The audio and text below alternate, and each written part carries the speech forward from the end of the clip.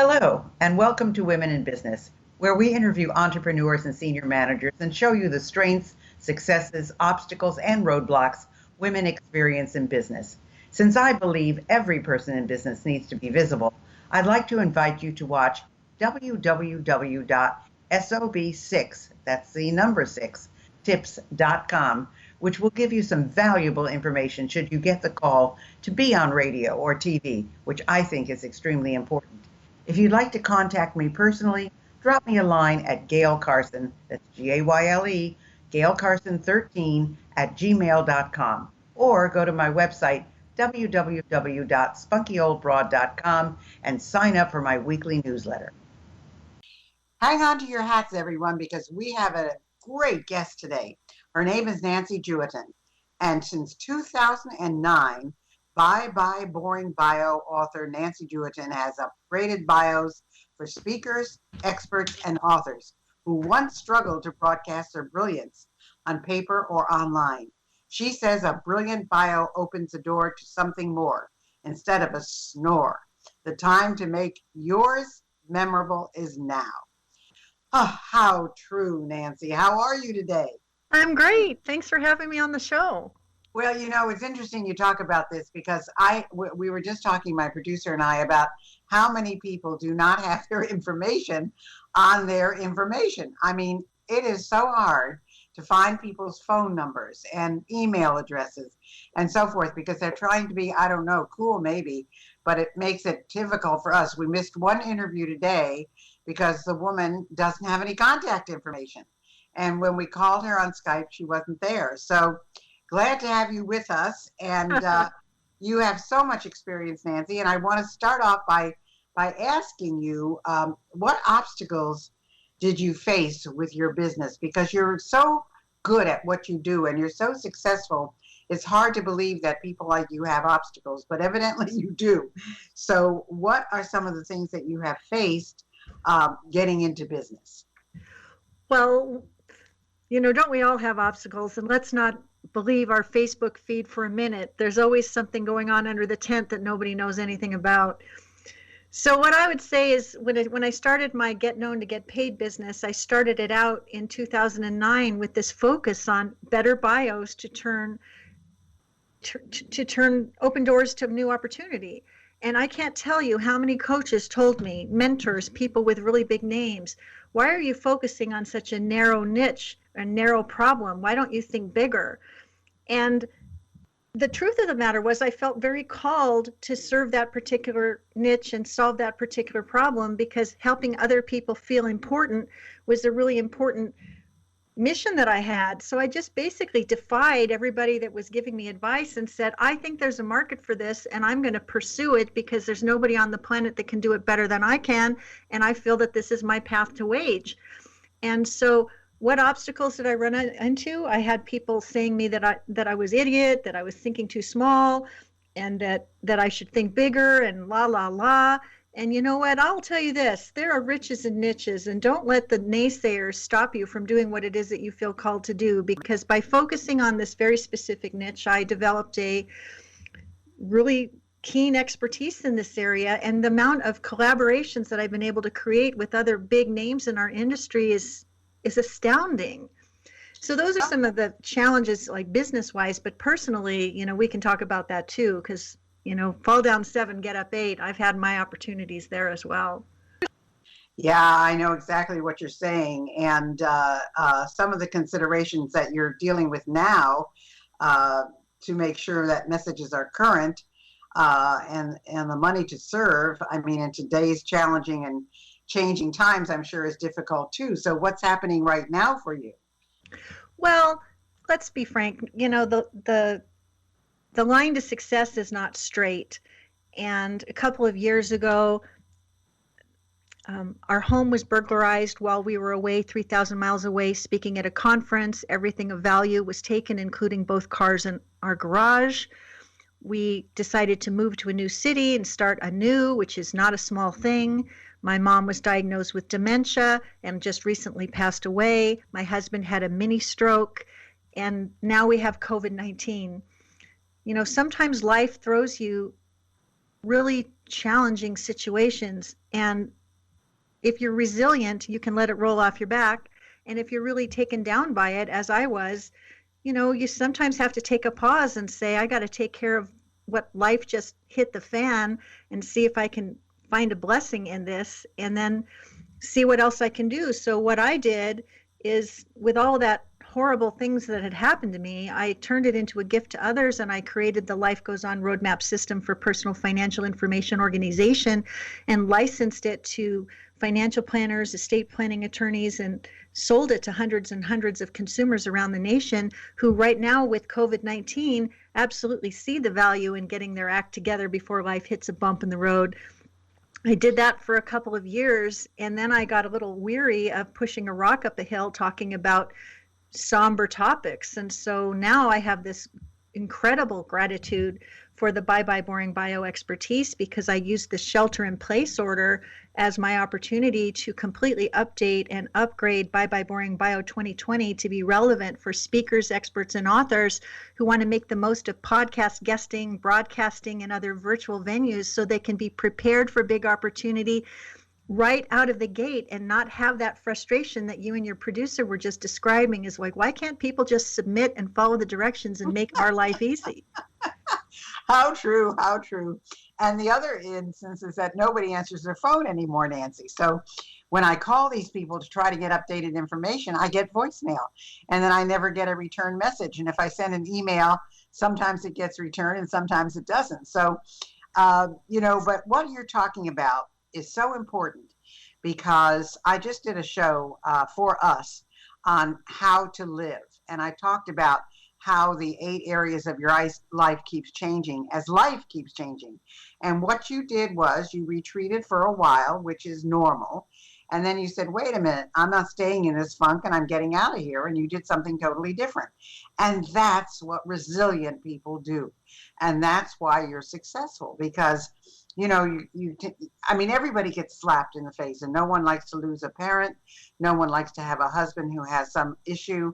I understand. I'm going through cancer for the 4th time right now. I'm doing both radiation and chemo right now, but I keep going no matter what. So, what you're talking about is so important in terms of showing people that no matter what happens, you can get through it. Not the way you may want to, but you can get through it. So if you were to make a list of mistakes that people should avoid, what would they be? In life or business, or both? Both, I think, at this particular point, because, this is a women in business show, and women do not just have one life. They have their business life, they have their family life, and then they have all the other things that women volunteer to do. So I think it's helpful for them to know both. Okay. Well, don't just blindly follow the mentor that you've selected and do everything that they say if it doesn't feel like a fit for who you are and how you want to serve. At some point, you have to put on your big girl underpants and decide that this is your flag to carry, and wave it to the best of your ability, even if it defies what other people would say. That would be one mistake to avoid. Another mistake to avoid, and this is a personal thing, but I'm really good with words, and I always wanted to write a lot, and speaking wasn't my first choice, but I had a mentor, and this mentor actually spoke some smack to me, and he said, you need to be speaking as often as possible to as many groups as possible. And I said, I'm not a speaker. And he said, maybe not yet, but you are a speaker. And I'll tell you something else, Nancy, this is tough love. If you want to build your business without speaking, then you've got one arm behind your back in terms of achieving the success that's possible for you. If you're happy with those odds, I'll do the best I can for you, but I highly encourage you to get over it and get on with it. And I wasn't happy with those odds, and so I was resisting becoming a speaker and a trainer and all of these other things that I have since become. And so lean into what might be uncomfortable, because it could open a door to a much greater impact that you can have around the world. And don't let your fear stop you, and don't argue for your limitations, because otherwise you get to keep them. And wouldn't you rather have more upside than downside? That's so interesting, because I've seen you at events speaking, and you're very good at what you do. And but you're also excellent at writing and creating these bios. So you're like a double threat now. So that's good.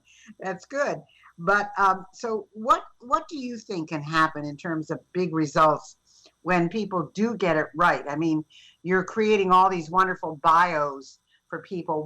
What impact has it had on their life? We know that it's had an impact on yours because you're getting more and more people to ask you, Nancy, please do this for me. So tell us about what can happen in terms of big results when folks do get it right. Well, let's face it, the world, if you were a professional speaker 6 months ago, the live stages where you used to be speaking are not open to you now. So when you have a bio that opens the door to get booked on a podcast, a broadcast, a virtual stage, you have the opportunity to raise your voice, make your impact, and speak your truth and invite people back into your world to do business with you. And clients of mine are taking this opportunity to pitch themselves like the experts they are to the right podcast hosts so they can raise their voice and make their impact, continue to be speakers, and ping pong people into their world so that they can do more business. Those are the kind of results that everyone wants: more leads, more clients, more connections, more collaborations, more cash. And if you're sitting at home woefully lamenting that you can't do what you used to do, you have to have some crocodile tears and you got to shake it off and say, there are a million podcasts out there that are looking for guests just like you. Let's find 10 of them next month that you get to pitch so you can share your message with more of the right people. When you get to do that, you can make a lot of money, you can make a lot of impact, and you can do so from the comfort of your own home. And in this particular environment, I don't know that there's anything more empowering than that, aside from casting your vote for your presidential candidate come November. Well, and let's hope everybody does that. Amen to that. Raise your voice, make your impact in that way, regardless of your choice. Please don't waste your vote. That is a very key message. I absolutely, totally agree with you. I do want to say a couple of things. First of all, I don't think the in-person stages are going to come back for a good year yet. I know that I'm booked. They've just transferred something that I was supposed to do last March to next March, but I'm not even sure it's going to be feasible in March. Most people say that the stages are not coming back till maybe even 2023. So many people have, canceled their conferences and are doing it virtually or not at all. So I agree with you. People have got to learn to shift. And if you depended on one thing and one stream of income, you were in deep doo-doo. But, you talked about choosing your niche market. You talked about the fact that you were advised not to do it and be so narrowly niched. But what's the best advice you've ever read about choosing a niche market in the first place? And then why does it matter? Excellent question. I've been in business since 2001, and I know you've been around for a very long time. And have you ever had a client that was just not the right fit client that had you, running for the hills before every call? Of course. We've all had clients that gave us lessons that we were supposed to learn. And we've all had brilliant clients that called us to be our best. And I've studied niching. I've taught workshops on niching. And the best advice I've ever come to about what niching is all about is this one: stop trying to make not your people your people. Wow. It's so big. If you have a feeling in your head and your heart and your gut that someone's coming your way and it's just a cash register ring and it's not a relationship, you should listen to that. If you have someone coming to your way that's an action taker, a results maker, and someone who's going to get it done without excuses, you know that that's your perfect client. So actually write down who this person really is and write down the opposite as well. Because if you are clear about who the wrong people are, you'll avoid them like the plague, and you'll put yourself in a situation where you're more optimistic and upbeat about welcoming those who are right for you. And I would say the same thing about joint venture partnerships. There's so much bucking for positioning with the big names in the industry. And believe me, I have played that game very, very well and have been a leaderboard topping angel for some of the biggest launches in the transformational author space over the years. But some of the things that I've learned about some of these partners during these launches has been revealing, and not necessarily in a good way.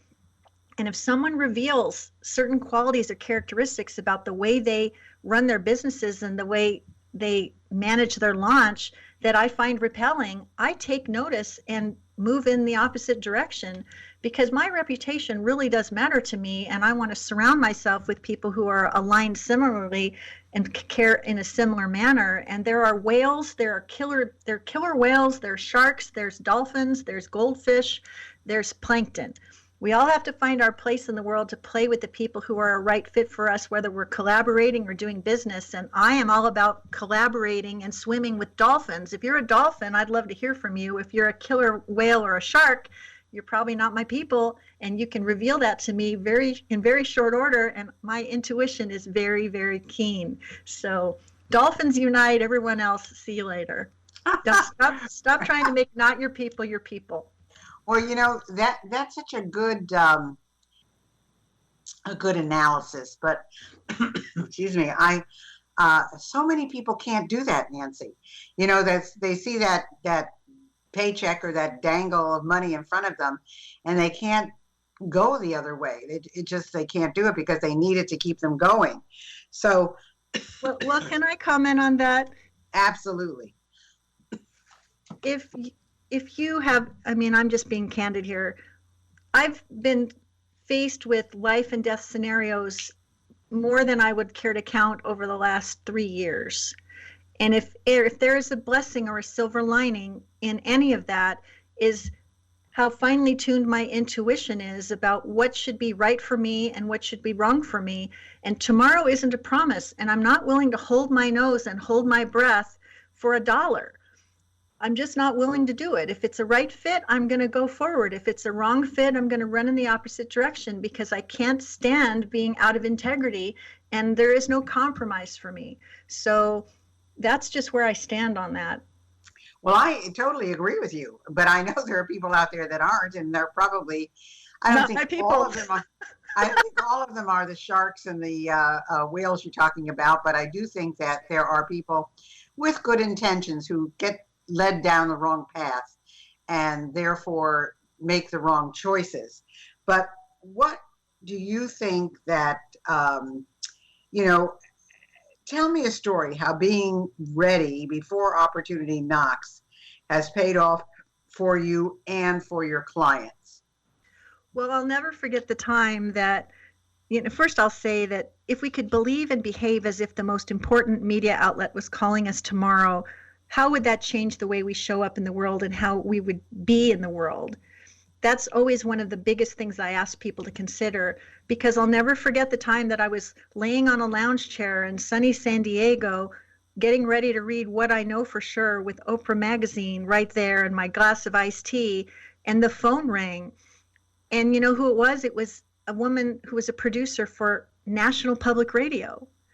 And she said, "We found you in a Google search. We need an expert who can talk about how to build expert status. You look like exactly the guest we need. Can you be on the show tomorrow morning at 9 o'clock? And I'm in my bathing suit. I don't have my computer nearby. You know, I sit up quickly and I think to myself, okay, this is the moment I've been waiting for.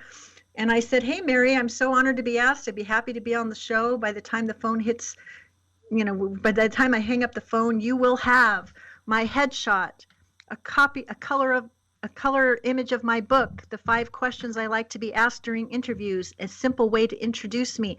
What else can I do to make this a great experience for you and for your national audience?" And she had this pregnant pause, and then she laughed, and she said, "Will you please teach the world to do what you just did?" And you know, I so identify with that, Nancy, because I was in a particular place doing a talk, and I came back to my hotel room, and I turned on the TV, and there was a show on, And it was perfect for me. So I called, I waited till the end of the show to see who the segment producer was. And I called them and I got a hold of the person, which is almost impossible. And we were talking and so forth. And I said to him, well, what's the call time? And he said, call time? I said, yeah, call time. What time do you need me there? He said, you're a pro. He said, I've never had one guest ever ask me what the call time was, which of course is the time they want you at the station, not necessarily that you're going on. It could be a full hour and a half before your segment. But it just reminds me of what you just said, because he said, oh, I never had anybody ask me that before. Well, that one segment on National Public Radio, like, we all pay our dues and earn our stripes. Sometimes you're on Blog Talk Radio or Mom Talk Radio or somebody's very obscure blog that's just getting started. But then all of a sudden, you're getting your chops down and you're learning your sassy sound bites and you're learning to be an engaging guest and you're a pleasure to be with and all these wonderful things that start showing up about you. And then, one day National Public Radio calls, which seemed like a pretty big outlet to me, and they loved me as a guest and they brought me back several times, and then more people heard what I had to say and I got more invitations from that, and one good thing led to another, and all of a sudden I was like everywhere all at once. And my clients want that same outcome, and part of having those outcomes is to be ready for opportunity before it knocks and to anticipate what the producer is going to need and to be low maintenance in making sure that you deliver everything flawlessly and easily without aggravation. Because one of the things that guests forget is that hosts have a lot of influence and they can make introductions to other hosts who might be even more delighted to have you on their program. But if you are the guestzilla, what do you think's going to happen? Not a whole lot. Exactly. And in times gone by, you could get by with a lot of, shall we say, less than proper things. But now with all the media that's out there, with cell phones, with texts, with everything, people are watching you all the time. And how you act in one place is how you're going to act in another place. And one of the things that they've always said about speakers is, we hope that the speaker is the same person off stage as they are on stage. And that doesn't necessarily always happen. I mean, there are prima donnas in the industry. So, what would you say that is the best way to be prepared for the kinds of opportunities that come our way? I mean, especially, for instance, like you, here you were by the pool drinking your iced tea, and you had to be on a plane and get to NPR the next day. How did that happen? Well, actually, it was a telephone interview, so I didn't even have to leave. Oh, thank goodness, yes. That's perfect. So what I would say is, as someone who wants to be on a podcast, a broadcast, a major television program, you should create a media one sheet that makes clear about what your expertise is, what your sassy topics are, what other audiences and people of influence have said about the impact you make with your words, and make it easy for people to get in touch with you with your phone, your email, your smoke signal, whatever it is. Because if you want to get on the show, you got to make it easy for them to see the value that you bring to the show. I would also suggest that you have a simple page on your website that could say something like, GayleCarson.com/interview Gayle. And that if you were on a cruise ship, on a lounge chair, or anywhere that you would be, if you got a call from someone of influence who wanted you to have you on their program, you would be able to do a cut, paste, and send. Here's everything you need to know about me to conduct a spectacular interview, and here's my direct line if there's anything more that you need. You can do that in 5 seconds if you know where to find it on your phone, and that will make you a great guest who's ready to respond to any opportunity on the fly and be a total pro at hello. I highly recommend that you do this, because even if you are coming up and a star on the rise, you will leapfrog over other people who are more aloof or less prepared, and your star will start shining a whole lot brighter, and you will be that it person that is everywhere all at once. And then your big challenge is, how are you going to respond to all the sales of your books, all the sales of your group training programs, all the sales of your private mentoring, all the speaking engagements and virtual opportunities to share your message. Everybody wants those kinds of something more upside. And that's the benefit of dropping out of the Getting Ready to Get Ready Club and deciding that today is your moment. A million podcast hosts are looking for people just like you. So make it easy for them to choose you. Well, let's get you. We've only got 2 minutes left, Nancy. So let's tell them how to reach you. I don't know if you have a gift for anybody. What is the best way for people to get in touch with you? And do you have something you'd like to offer to our listeners? Thank you. The Bye Bye Boring Bio 2020 workbook is debuting any day now, and you can download the Amazon #1 best-selling preview as my gift to you at byebyeboringbio.com.